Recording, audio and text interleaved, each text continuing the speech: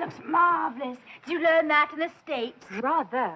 New hairspray they have. White rain hairspray. Holds even in the rain. Oh? Why is that? Haven't the foggiest. They say it has little umbrellas in the spray. It's that moisture-proof. If it holds on a day like this, my dear, it holds. It's the holdingest. White Rain Hairspray holds even in the rain.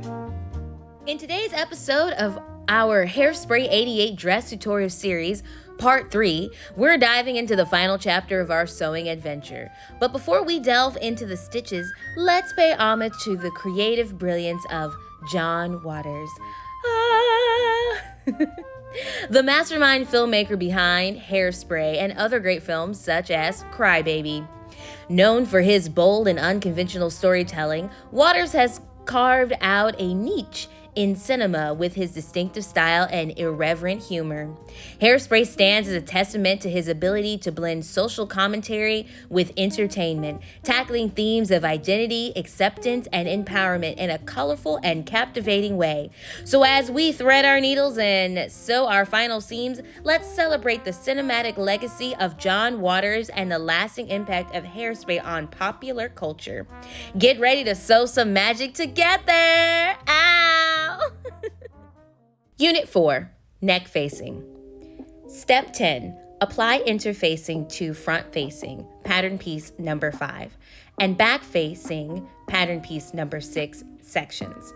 Then you're going to stitch your shoulder seams of the facing to neck edges of dress over the collar. I know these instructions always have multi-steps to them, but if you watch what I'm doing, I'm simply just building my facing. It comes in a couple of different pieces and we have to put it together. There's definitely a rhythm to sewing, and it's sew, iron, clip your threads, sew, clip your threads, iron, and repeat. It really does make your sewing look so much better.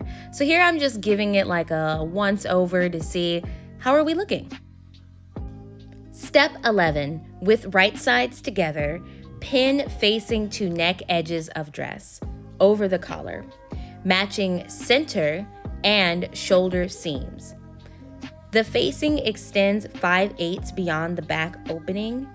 This is where the zipper center back seam is. We're not going to worry about this because this is a mock-up and there is no zipper, so that fabric will just go into the rest of the back fabric that we have simply folded at the 5/8 seam and ironed.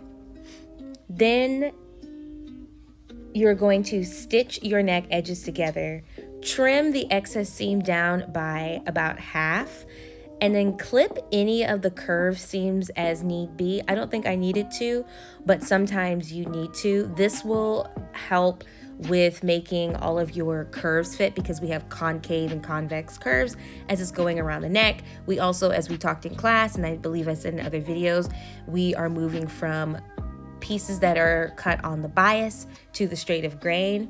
So anything we can do to make sure that everything moves and curves together is good for our final project and having our fit and lay flat on the body as well as underneath the collar. This is just a reminder to you, if you can at all, try to use distilled water or some kind of filtered water, but tap is going to be your least favorite water. It will leave mineral deposits as well as make the water and steam that comes out turn a little yellow, and we really don't want that. Step 12, understitch facing. Turn facing to inside, turning under center back edges, then press. This is a mock-up. Without a zipper, we will not be slip stitching the facing to the zipper in this demonstration. However, enough people have liked part 2 video, so I will be making a how to build this dress from scratch, for real this time, video in the future. The purpose of understitching is foundation. A lot of times if you have ever put on a dress and it feels kind of flimsy, or the facings are coming out, or the hem or things are just kind of flipping and not staying in place, it's because they haven't done enough understitching. This is a step that has frequently been removed from factory sewing because it takes a lot more time to do. The goal of understitching is to simply hold your facing in place. I'm actually, once I understitch, I'm able to finger press my collar and facing in, and it kind of just almost like magic just flips on in, and that's what we want. After you have ironed, you've cut your seam down, you've clipped, then you do your understitching, and then eventually we're gonna get back to the iron and do one more round of steam, iron, steam, manipulating the fabric. Building costumes is hard, and it's going to burn your hands eventually, and you're probably gonna prick your fingers, but it is 100% worth it.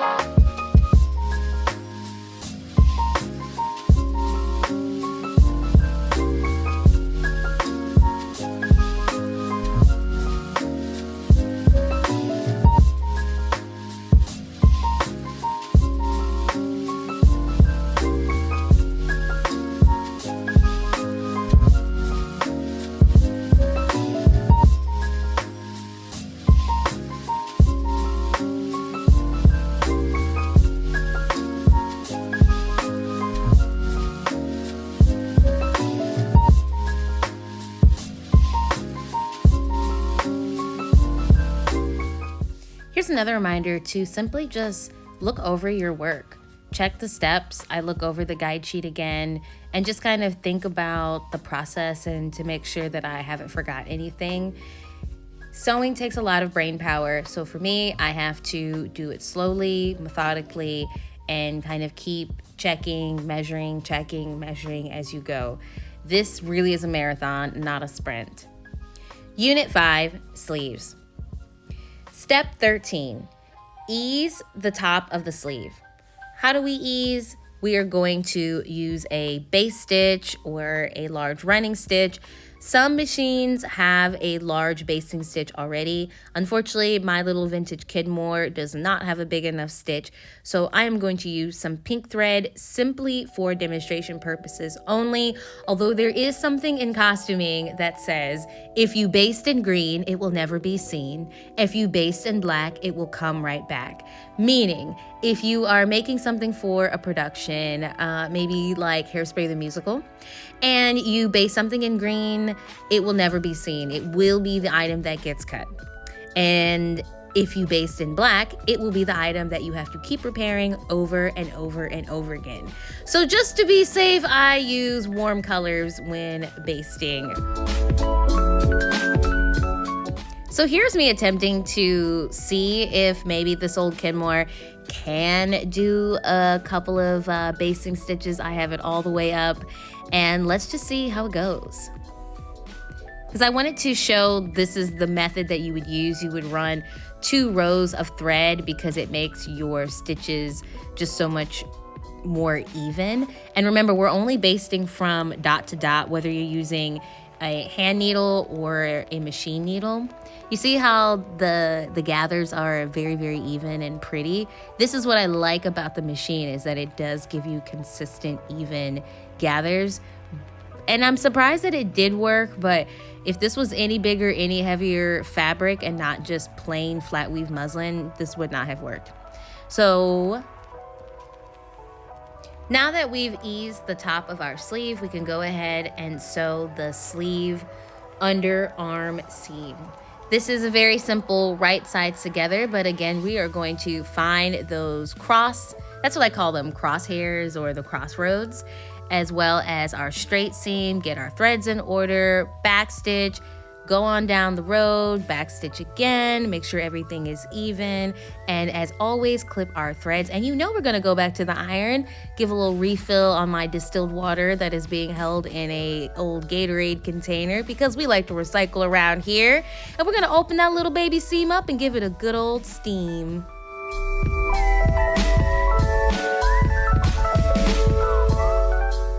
Our final step before sewing our sleeve to the dress is going to be to hem the bottom. Because this is a mock-up, once again, I am simply going to hem it the seam allowance, which we have already marked at 5/8. You could go back to the iron and iron this seam, or you could simply finger press it. I like to finger press it because this is cotton, and I am sewing this at 1/4 of an inch. I know this offhand because the measurement from the edge of my presser foot to my needle is 1/4 of an inch because I'm using a standard presser foot. But make sure that you measure yours because everybody's feet are different. But you just want something really easy, like 1/4 of an inch at the bottom of the seam, because again, this is a mock-up and you will be going into a fitting, and that's when you will actually set the real hem for the bottom of the dress as well as for the sleeves. Step 14. Turn sleeve right side out. Turn dress wrong side out with armhole towards you. With right sides together, pin sleeve to armhole edge with center small dot at shoulder seam, matching underarm seams from the sleeve to the dress, as well as the notches and remaining small dot markings. Pull up ease stitches to fit. So what am I actually doing here? I am following the instructions. I just sort of like to do it in a little bit of my own way that I think makes a lot more sense, which is match up all of your seams. So I'm gonna start with my underarm seam to underarm seam, work my way out. Then I'm gonna find my dots, work my way back down to the underarm seam and kind of go back and forth. Once I know that everything that doesn't have any ease in it is together and even, then I'm gonna go to the top where I do have ease and play and slowly clip and pin and clip and pin and pull.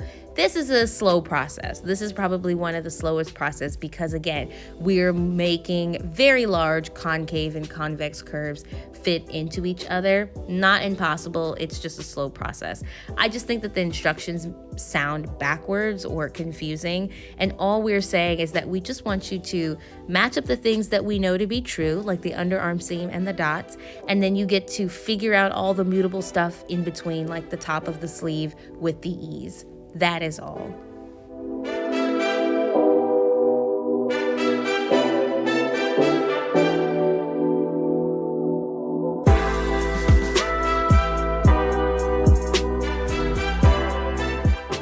Now, I know I said in one of the tutorials, I think the first one or the second one, that typically we always take our straight pins out when sewing, unless they are doing the job of holding something together. This is one of those times where if I were to take out my pins, I would be doing myself a disservice. It's more important that I go slowly. If you notice my hands, I'm moving the fabric underneath, I'm moving the fabric behind. I'm taking my time as I'm going around. This is for several reasons. One, I don't want to bunch up my fabric, but two, I also don't want to hit one of my straight pins as I'm sewing. And then as you see, I'm going through and looking to see if there are any folds or places where I missed, to just make sure that my seam looks beautiful before I move on to my hem. Unit 6, optional shoulder pad. For this mock-up, we're going to jump down to step 6 for the hem instructions. Step 6, the hem is marked on the pattern at 1.5 inches. This is fine for our mock-up, as in theory, you would have a fitting with your actor or talent who's playing Tracy to mark the real hem.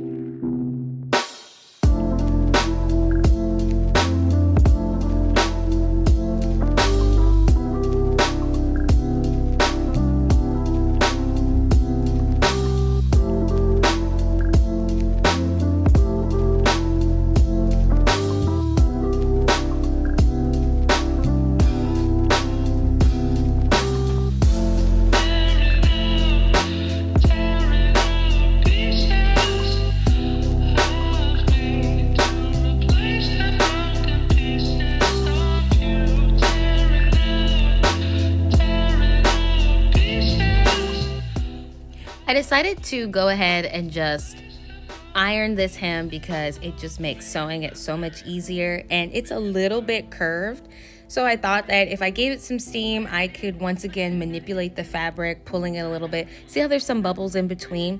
Yeah, once I hit this with steam, those bubbles are gone because the fabric is just like, that steam is so steamy. And I'm like, yes, this is why we iron so much, because sewing isn't just about the seams. It's also about the steam, using your hams, using the corner of your ironing board. There's a lot of things that go into making your garment look professional and look the way that you actually want it to look at the end. And it's all these little bitty steps. It's all of the ironing, it's all of the steaming, it's all of the pinning. All of this makes your stuff look, as my grandmother would say, store-bought and not handmade.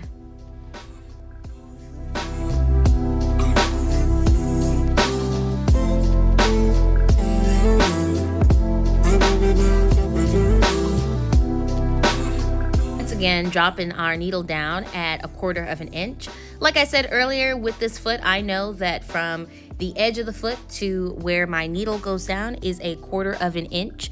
If you do not have this type of foot on, measure it.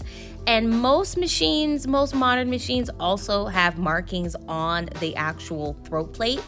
That's where the feed dogs come up. That metal plate where they come through is called the throat plate.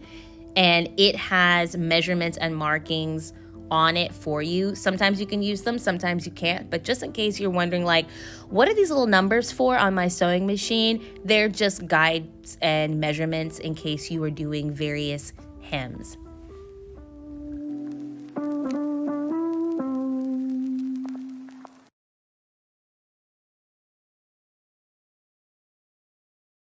And that's it. Wow, let's take a look at it. This is truly my favorite part. I'm always nervous. No matter how many times I've made things, I'm always a little nervous to see the final project kind of like come alive on the dress form. It's alive. It's my baby. Oh, congratulations. You made a 1960s dress. I'm so proud of you. No, but seriously, sewing is very, very hard, and it takes a lot of work and dedication to get to the end. I mean, we are on so many steps. These instructions don't really make any sense. Plus life, plus time, plus money, plus these sewing machines, I swear you have to sweet talk them to get them to really work. Like I come in and I'm like, hey girl, what's up? How you doing? You feeling good today? Do you need to take a little break? How about I give you some oil and let you take a little 10-minute? Like, you really have to build a relationship with all of your sewing tools. At least that's how it works in my mind, that me and my tools need to be in harmony together for the magic of sewing to really happen. And I mean, there is a reason why they call this like wardrobe witchery and like sewing magic, because we can't really explain how things get together, but somehow things always come together and they really do look beautiful. So if you, again, have enjoyed this tutorial, I am going to be making another one because I thoroughly enjoyed making this dress, and I want to make another one for our Tracy. Maybe I'll actually find a model this time. That would be really, really cool. If not, I'm going to go ahead and just use our dress forms and just keep talking about making clothes for all different kinds of sizes, because to me, it's all just a numbers thing, baby. If you learn anything from Hairspray, it's that through your love of your passions, you can really, really change the world. And that's what is my biggest takeaway from a character like Tracy, and that she is passionate about dancing. And she's like, no, this is who I am. And I believe that everyone has the right to dance. And I feel like John Waters is kind of Tracy. Like, when you think about his story and how he was like this misfit Baltimore kid who really wanted to make filmmaking, and he just threw himself into it, and now is this living legend. I mean, how many decades later are we still talking and watching this film? And yeah, that John Waters himself was like, through the love and passion of film, you can really make a difference in this world. So anyways, I love sewing, and anyone that watches this know that I love you, artists, and happy sewing. Bye. The simple truth about hairsprays.